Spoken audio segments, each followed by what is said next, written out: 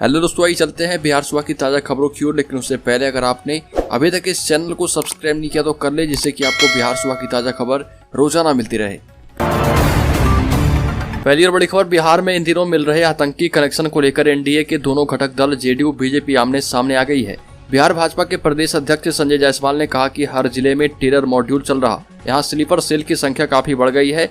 बिहार में भाजपा कोटे के मंत्री नीरज सिंह बबलू ने यहाँ तक कह दिया कि अब बिहार के मदरसों की जांच हो। इस पर जेडीयू के मंत्री श्रवण कुमार ने सरकार का बचाव किया और कहा कि भाजपा नेताओं को बिहार में जाने का खतरा नहीं है। मुख्यमंत्री नीतीश कुमार की सरकार में बिहार के सभी नागरिक महफूज हैं, जो गलती करेगा उस पर कार्रवाई होगी। भाजपा के द्वारा मदरसों की जांच कराने की मांग पर मंत्री ने कहा कि मामले में अभी जांच चल रही है, जो भी इसमें संलिप्त होंगे वो किसी भी कीमत पर बचने वाले नहीं हैं, चाहे वो मौलवी हो या पंडित हो। कुछ लोग मदरसों का गलत इस्तेमाल कर लेते हैं, उन पर सरकार कड़ी कार्रवाई करेगी। अगली खबर, बिहार में 24 जुलाई को होना था पीएफआई का सम्मेलन। पटना में होने वाले मजहबी आयोजन में आते 5 राज्यों के 1000 से अधिक लोग पटना के श्री कृष्ण मेमोरियल हॉल में पॉपुलर फ्रंट ऑफ इंडिया का एक बड़ा मजहबी सम्मेलन होने वाला था। बड़े जोर शोर से इसकी तैयारी भी चल रही थी। इस बड़े आयोजन में शामिल होने के लिए 5 राज्यों से करीब 1000 से भी अधिक लोग पटना आने वाले थे। पीएफआई का यह बड़ा आयोजन चौथे दिन यानी 24 जुलाई को होना था। सूत्रों के मुताबिक यह बात पटना पुलिस की जांच में सामने आई है, वो भी तब जब देश विरोधी गतिविधियों में शामिल होने के आरोप में अतहर परवेज और अरमान मलिक नाम का आतंकी पकड़ा गया है और पूछताछ के लिए उन्हें 48 घंटे की रिमांड पर लिया गया। अगली खबर, बिहार में भागलपुर झारखंड के लिए जल्द शुरू होगी पथ परिवहन की बस। भागलपुर से झारखंड बस से यात्रा करने वाले यात्रियों के लिए पथ परिवहन विभाग नई सौगात देने वाला है। भागलपुर से जल्द ही झारखंड के लिए पथ परिवहन विभाग की बसें चलेगी। पथ परिवहन विभाग की एक भी बस फिलहाल भागलपुर से झारखंड नहीं आती है और यात्रियों को प्राइवेट बस से झारखंड के शहरी यात्रों में जाना पड़ता है। इसकी वजह से उन्हें अधिक किराया देकर सफर करना पड़ता है, लेकिन पथ परिवहन विभाग की बसों के संचालन के सस्ते किराए में अब यात्री निपट सकते हैं। अगली खबर, पटना के श्रद्धालुओं ने बनाया रिकॉर्ड। पटना के 150 श्रद्धालु कंधे पर उठा 20 से 25 किलोमीटर रोज चलते हैं। श्रावणी मेले के 7वें दिन पटना से चला 54 फीट लंबा कावड़ भागलपुर पहुंचा। यहां से लगभग 4 दिन में देवघर पहुंचेंगे श्रद्धालु। एक दिन में करीब 20 से 25 किलोमीटर की यात्रा तय करते हैं। इस कावड़ को करीब 150 लोग पकड़कर चलते हैं। इसका वजन 2.5 क्विंटल है। पटना का शिवधारी कावड़िया संघ ढोल नगाड़े के साथ सुल्तानगंज अजगैबी नाथ धाम पहुंचा, जहां श्रद्धालुओं ने उत्तर वाहिनी गंगा में स्नान कर जल देकर देवघर के लिए रवाना हुए। अगली खबर, पटना में फर्जी डीएसपी गिरफ्तार। पुलिस ने नकली वर्दी के साथ दबोचा। आपको बता दें कि पटना पुलिस ने दोपहर एक फर्जी डीएसपी को अरेस्ट किया है। इसका नाम विजय कुमार भारती है। इसके पास से पुलिस की वर्दी भी बरामद की गई। मामला गांधी मैदान थाने का है, जहां कारगिल चौक के पास से सब इंस्पेक्टर प्रमोद कुमार ने नकली डीएसपी को शक के आधार पर पकड़ा। अब थाने में उनसे पूछताछ की जा रही है।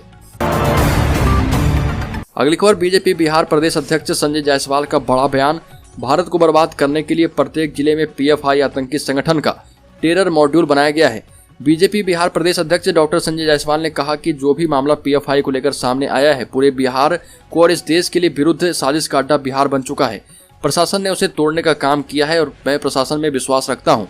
भारत को बर्बाद करने के लिए प्रत्येक जिले में, बिहार के जिले में इनका टेरर मॉड्यूल बन गया है और यह इंटरनेशनल साजिश है। डॉक्टर संजय जायसवाल ने कहा कि आतंकियों का कनेक्शन बिहार से जरूर निकल रहा, पर अभी ये सॉफ्ट टारगेट नहीं बना है। बिहार में आतंकवादियों के स्लीपर सेल अच्छी संख्या में मौजूद हैं, जिसके कारण इस तरह के मामले सामने आ रहे। अगली खबर, बिहार में प्लास्टिक बंद होने से महिलाओं को मिली रोजगार। बगहा में झोला उत्पादन में जुटी महिलाएं। दीनदयाल अंत्योदय योजना राष्ट्रीय शहरी आजीविका मिशन के अंतर्गत गठित स्वयं सहायता समूह की महिलाओं के द्वारा पॉलीथीन के प्रयोग पर प्रतिबंध लगाए जाने हेतु जागरूकता रैली का आयोजन किया गया। कार्यपालक प्राधिकारी कमलेश कुमार प्रसाद ने बताया कि प्लास्टिक बैन होने से जहां एक तरफ पर्यावरण को लाभ मिलेगा, वहीं आजीविका मिशन से जुड़ी महिलाओं को भी भारी मात्रा में रोजगार मिलेंगे।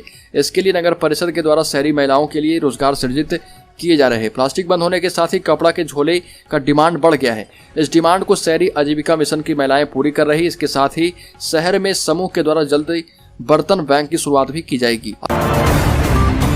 अगली खबर, नीतीश कुमार की कैबिनेट की बैठक में 9 एजेंडे पर लगी मुहर। किसानों को 600 रुपये मिलेंगे, 10 लीटर डीजल भी मिलेगा। कैबिनेट की बैठक में बिहार में सूखे के आसार को देखते हुए डीजल अनुदान के तहत 29 करोड़ रुपए स्वीकृत किए गए। वित्तीय वर्ष 2022-23 के तहत यह राशि दी गई। धान का बिचड़ा बचाने के लिए किसानों को 1200 रुपए प्रति एकड़ की दर से राशि मिलेगी। साथ ही फसल की सिंचाई के लिए प्रति एकड़ 600 रुपए दिए जाएंगे। हर किसान को 10 लीटर डीजल के लिए यह राशि मिलेगी। बिहार के मुख्यमंत्री नीतीश कुमार की अध्यक्षता में कैबिनेट की बैठक संपन्न हो गई है और इसमें 9 एजेंडे पर मुहर लगाई गई। बिहार में सूखे के आसार को देखते हुए डीजल अनुदान के तहत 29.95 करोड़ रुपए स्वीकृत कर लिए गए हैं। साथ ही राशन दुकानों के डीलरों के कमीशन बढ़ाए गए। अब प्रति क्विंटल 35 से बढ़ाकर 45 रुपए किया गया है। अनाज ट्रांसपोर्टेशन की भी राशि बढ़ाई गई। प्रति क्विंटल या 188 से बढ़ाकर 211 रुपए किया गया। नया पीडीएस दुकान खोलने के लिए नियम में बदलाव किए गए हैं। अगली खबर, लालू यादव के बड़े बेटे तेजप्रताप यादव से तलाक के लिए मांगे जा रहे 10 करोड़ रुपए। लालू के लाल ने ऐश्वर्या पर लगाए कई सनसनीखेज आरोप। राष्ट्रीय जनता दल के सुप्रीमो लालू प्रसाद यादव के बड़े बेटे और हसनपुरा से पार्टी के विधायक तेजप्रताप यादव का पत्नी ऐश्वर्या राय से तलाक का केस कोर्ट में चल रहा। इस बीच तेजप्रताप यादव ने इस मामले को लेकर कई गंभीर आरोप ऐश्वर्या और उसके परिवार वालों पर लगाया।